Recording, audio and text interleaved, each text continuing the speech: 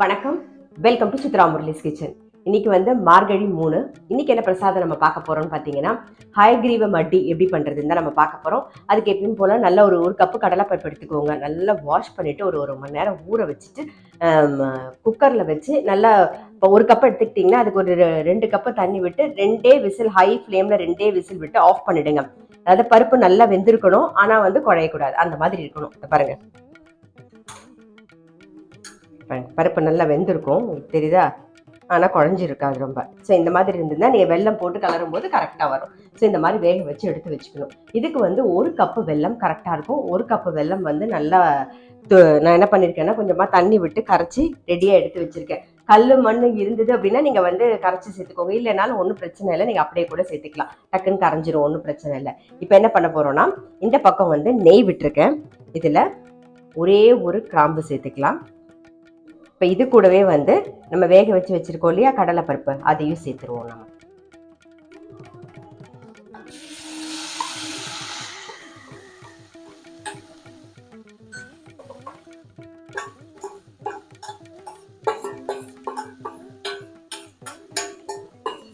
இப்போ இதில் வந்து வெள்ளைக்கரசலை சேர்த்துடலாம்.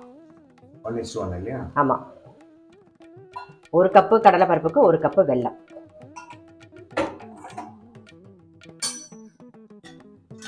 இதை அப்படியே சேர்ந்து நல்லா கொதிக்கட்டும்.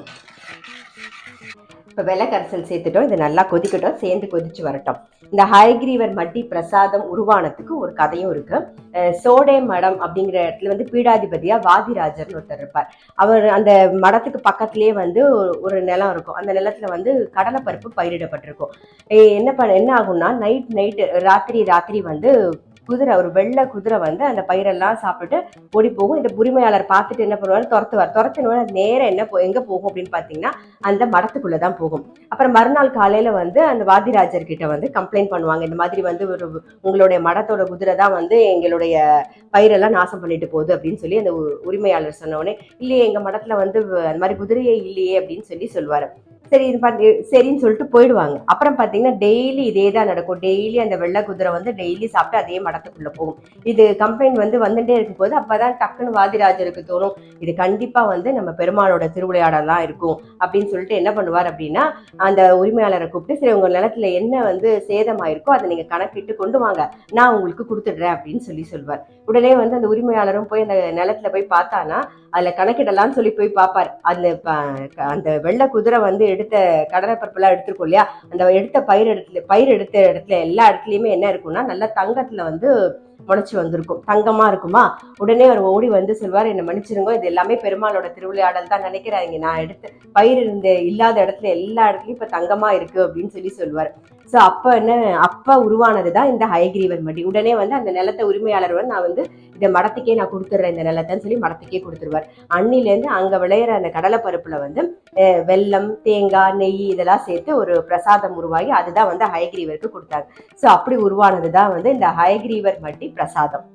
இப்போ நெய் சேர்த்துக்கலாம். நானும் வந்து இந்த கதைகள்லாம் வந்து புஸ்தகத்துல பார்த்து படிச்சதை தான் வந்து உங்க கூட வந்து ஷேர் பண்ணிக்கிறேன். இதுல வேற ஏதாவது கதைகள் இருந்தது உங்களுக்கும் தெரிஞ்சது அப்படின்னா டெஃபினட்டா எனக்கு வந்து ஷேர் பண்ணுங்க, கமெண்ட்ல எழுதி அனுப்புங்க.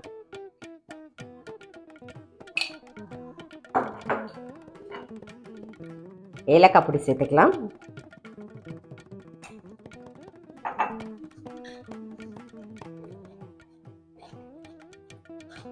நீங்க இந்த கடலைப்பருப்புல வந்து வெள்ளைக்கரசல் சேர்த்ததுக்கு அப்புறம் நல்ல ஒரு 5லேருந்து ஒரு 10 நிமிஷம் கொதிக்கட்டும். அதாவது ரொம்ப சேர்ந்து எல்லாம் ஒன்னா வந்துடக்கூடாது, கொஞ்சம் தளர இருக்கணும். இங்க பாருங்க, இப்ப தெரியுதா உங்களுக்கு? கொஞ்சம் இந்த மாதிரி தளர இருக்கும் போது ஆற வந்து கரெக்டா இருக்கும் நமக்கு. இதுல வந்து ஒரே ஒரு பிஞ்ச் வந்து பச்சை கற்பூரம் சேர்த்துக்கலாம். அவ்வளவுதான். ஸோ இந்த பக்கம் இப்போ முந்திரி பருப்பெல்லாம் வறுத்து சேர்த்துடலாம்.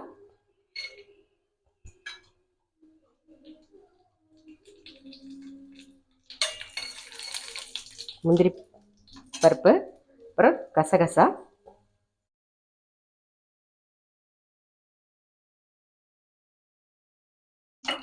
அப்புறம் தேங்காய்.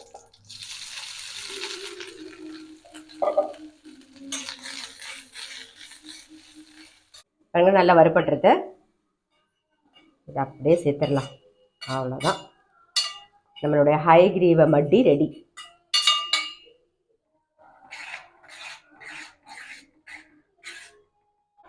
பாருங்க, இந்த மாதிரி தளர இருக்கணும். அப்புறம் ஆற ஆற கெட்டிமாயிடும். ஸோ கரெக்டாக இருக்கும்.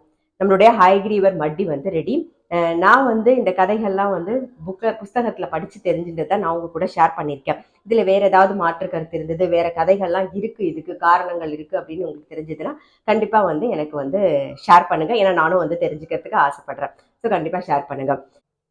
பாருங்க, மார்கழி மாசம், அதாவது பிரசாதம்னு இந்த பிரசாதம் தான் இன்னைக்கு பண்ணணுங்கிறது கிடையாது. எது வேணாலும் உங்களுக்கு என்ன முடியுதோ அதை நீங்க பண்ணலாம்.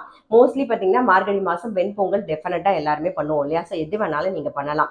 இந்த பிரசாதம் வந்து இப்ப தை வெள்ளிக்கிழமை வருது, இப்ப நாள் கிழமெல்லாம் வரும்போது டக்குன்னு வந்து ஒரு பிரசாதம் பண்ணோம், சுவாமிக்கு நைவேத்தியம் பண்ணோம் அப்படின்னு நினைச்சீங்கன்னா அப்ப கூட நீங்க வந்து இப்ப நான் இந்த இதுல பண்ணி காமிக்கிற பிரசாதத்துல எது வேணாலும் நீங்க வந்து மார்கழி மாசம் பண்ணி காமிக்கிற பிரசாதத்துல எது வேணாலும் நீங்க வந்து பண்ணி வந்து சுவாமிக்கு நைவேத்தியம் பண்ணலாம்.